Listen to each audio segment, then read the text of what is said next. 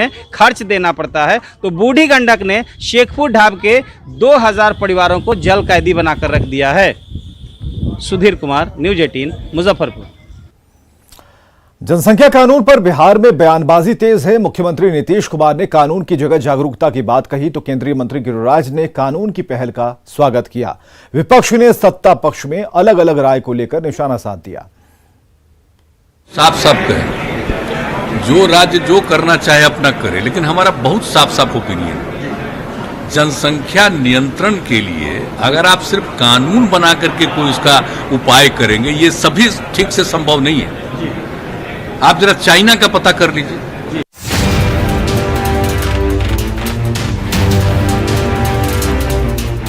जनसंख्या कानून के मुद्दे पर नीतीश कुमार के इस बयान से साफ है कि वे जनसंख्या कंट्रोल के लिए कानून के पक्ष में नहीं है। वे मानते हैं कि जब महिलाएं शिक्षित होंगी तो प्रजनन दर अपने आप कम हो जाएगी, और बिहार में ऐसा हुआ भी है। नीतीश कुमार की इस राय के बाद जनसंख्या नीति को लेकर नई बहस छिड़ चुकी है। बीजेपी के गिरिराज सिंह जहां कानून लाने की पहल का स्वागत कर रहे हैं, वहीं बीजेपी सांसद राकेश सिन्हा ने सीएम नीतीश के बयान का समर्थन किया है। सबका मुद्दा है, ये देश के विकास का मुद्दा है, ये धर्म और राजनीति का मुद्दा नहीं है। चाइना 1 मिनट में 10 बच्चे 9 बच्चे पैदा कर रहे हैं, हम 1 मिनट में 31 बच्चे 33 बच्चे पैदा कर रहे हैं। हम दुनिया की आबादी का 20% व्यवहारिक में हमारी आबादी हो गया है, जमीन 2.5% है। इसलिए इसे सामाजिक समरसता और विकास दोनों के नज़रिए से देख करके इस पर काम करने की जरूरत है। इसीलिए योगी जी की सरकार को धन्यवाद देता हूँ। यूपी की सरकार ने पहल की है, यूपी की सरकार बहुत समीक्षा की है, और उनका जो वह पहल है वह एक जायज पहल है। वहाँ के माननीय मुख्यमंत्री जी ने जो कदम उठाया है वह स्वागत योग्य। नीतीश कुमार जी ने जो कहा समझने समझाने की बात, वो एक बहुत ही महत्वपूर्ण और सकारात्मक बात है। समझने और समझाने का काम तो चलता रहा है और चलता रहेगा। इसीलिए मेरे मैंने निजी विधेयक बिल लाया है, उसमें मैंने कानून बनने के 18 महीने बाद तक उसके दमनकारी यानी रोकने के लिए जो प्रावधान है, दंडात्मक प्रावधान है, उसे लागू नहीं करने की बात कही है। यानी कानून आज बनता है, कानून लागू हो गया, लेकिन उसका दंडात्मक प्रावधान 18 महीने बाद लागू होगा।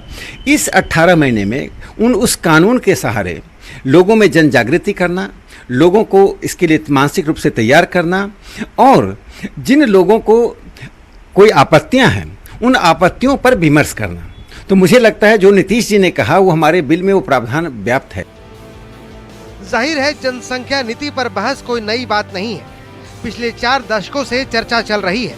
अब चूंकि नीतीश कुमार ने कानून से ज्यादा जागरूकता को तवज्जो दिया है, लिहाजा विरोधी बीजेपी और जेडीयू के अलग अलग स्टैंड के चश्मे से देख रहे हैं। आदरणीय मुख्यमंत्री नीतीश कुमार जी का दोहरा चरित्र एक बार फिर से सामने आया है।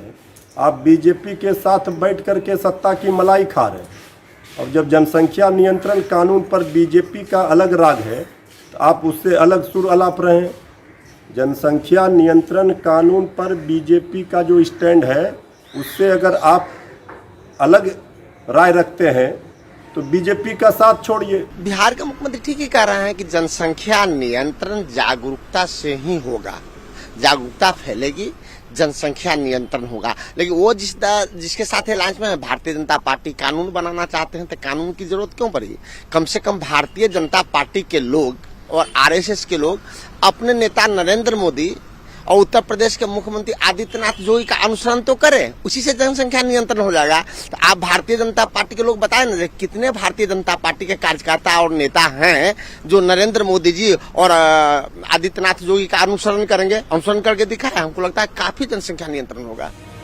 दरअसल उत्तर प्रदेश में जनसंख्या नियंत्रण का फॉर्मूला तैयार किया गया है ताकि आबादी की बढ़ती रफ्तार पर रोक लगाई जा सके, जिसके बाद से ही सियासी गलियारों में जनसंख्या नीति को लेकर बहस छिड़ी हुई है।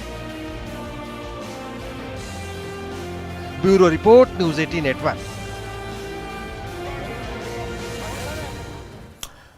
तो जनसंख्या नियंत्रण कानून पर सियासत के बीच बिहार के पंचायती राज मंत्री सम्राट चौधरी ने कहा कि प्रदेश में पहले से ही ये कानून लागू है और नगर निकायों में सीएम नीतीश कुमार ने ही इस कानून को लागू किया था। उन्होंने कहा कि अब इसे पंचायतों में भी लागू करने का समय आ गया है। उन्होंने ये भी कहा कि देश में कानून लागू करने की जरूरत है। उन्होंने सीएम नीतीश कुमार के बयान पर कहा कि उनका मकसद लड़कियों के बीच अधिक शिक्षा को बढ़ावा देने की तरफ इशारा है।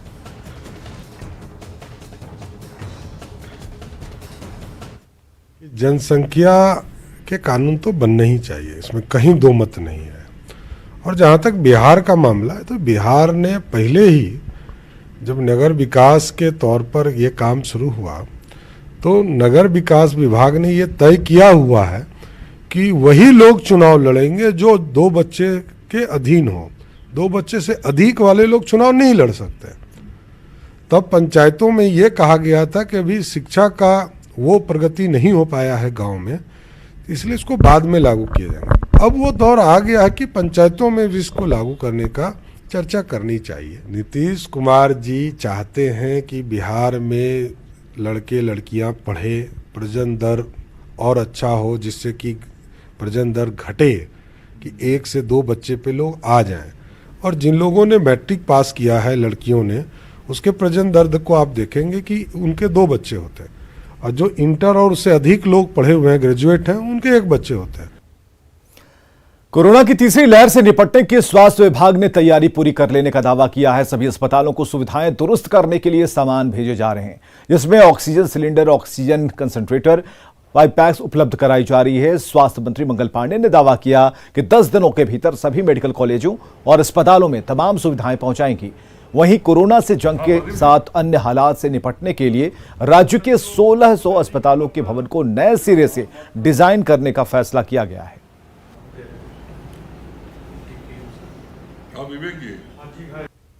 और राज्य में आज 119 जगहों पे पीएसए प्लांट लग रहा है, ऑक्सीजन जनरेशन प्लांट लग रहा है। हमारे सभी मेडिकल कॉलेज हॉस्पिटल्स में क्रायोजेनिक ऑक्सीजन टैंक लग रहा है। इसके अलावा जो हमारे सदर अस्पताल और बाकी नीचे का